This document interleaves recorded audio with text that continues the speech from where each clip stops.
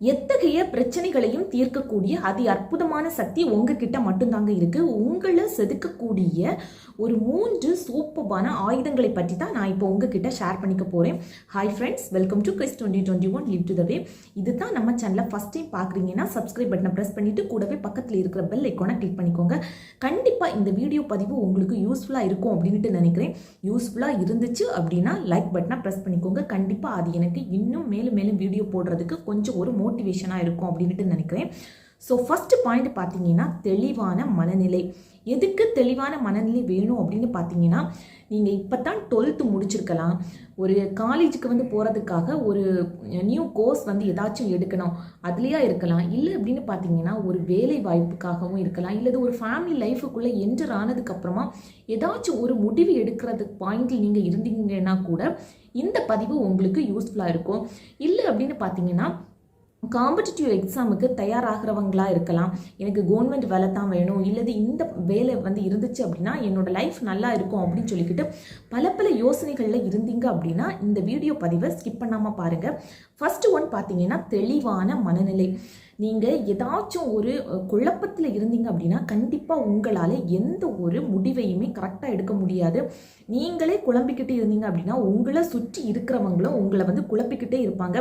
இதை பண்ணு, அதை பண்ணு, இதை பண்ணுனா கரெக்டாக இருக்கும், இல்லை இதை ட்ரை பண்ணு அப்படின்னு சொல்லிக்கிட்டே இருப்பாங்க. ஸோ எப்போதுமே ஒரு தெளிவான மனநிலையை வச்சுக்கோங்க. உங்களுக்குள்ளே நீங்கள் பேசுங்க. உங்களுக்குள்ளே நீங்கள் பேசும்போது உங்களுக்குள்ளே என்ன இருக்குது அப்படிங்கிறது உங்களுக்கு மட்டும்தான் தெரியும். ஸோ தெளிவான மனநிலையோடு இருந்தீங்க அப்படின்னா கண்டிப்பாக உங்களுக்கு ஒரு கரெக்டான டிசிஷன் எடுக்கிறதுக்கு இது ரொம்பவே ஹெல்ப்ஃபுல்லாக இருக்கும். அதுக்காக யார் பேச்சையுமே கேட்காதுங்க, எல்லாரோட பேச்சையும் கேளுங்க அப்படின்னுட்டு சொல்ல வரல. யார் என்ன சொன்னாலுமே அதை ஒரு தெளிவான மனநிலையை மட்டும் நீங்கள் வச்சுட்டு எல்லாரும் சொல்கிறதையும் நீங்கள் அப்சர்வ் பண்ணிக்கோங்க. இல்லை அடுத்தவங்க சொல்கிறத கேட்கும்போது எனக்கு மைண்டு கன்ஃபியூஸ் ஆகுது அப்படின்னு இருந்தீங்க அப்படின்னா உங்களுடைய பேச்சை மட்டும் நிதானமாக இருந்து யோசிங்க. ஸோ எப்போதுமே தெளிவான மனநிலை அப்படிங்கிறது கண்டிப்பாக அவசியமான ஒன்று. செகண்ட் பாயிண்ட் பார்த்தீங்கன்னா நிதானம்.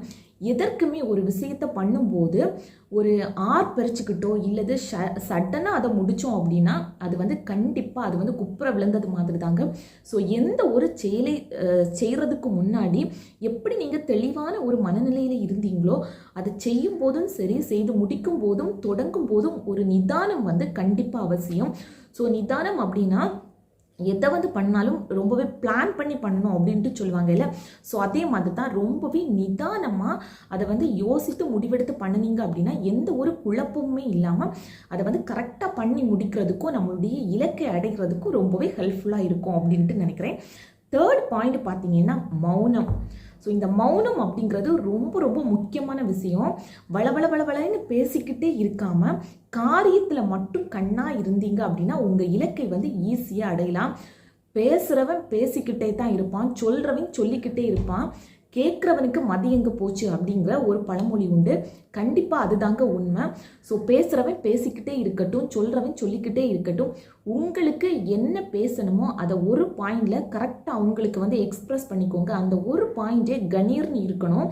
இல்லை அப்படின்னு பார்த்தீங்கன்னா உங்களுக்குள்ளே நீங்கள் ஒரு மௌனத்தை வச்சு நீங்கள் என்ன ப்ரிப்பேர் பண்ண போகிறீங்க, நீங்கள் என்ன பண்ண போகிறீங்க அப்படிங்கிறத ஒரு தாட்டை ஒரு தெளிவான மனநிலையிலையும் ஒரு நிதானமாக இருந்து ஒரு மௌனத்தோடு அதை பண்ணினீங்க அப்படின்னா சக்ஸஸ் அப்படிங்கிறது கண்டிப்பாக உங்கள் கையில் இருக்கும் அப்படிங்கிறதுல எந்த ஒரு மாற்று கருத்துமே கிடையாது.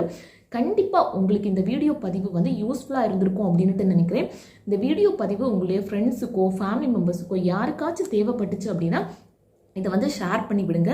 உங்களுக்கு இந்த வீடியோ பதிவு யூஸ்ஃபுல்லாக இருந்துச்சு அப்படின்னா லைக் பட்டனை ப்ரெஸ் பண்ணிக்கோங்க. தேங்க்யூ.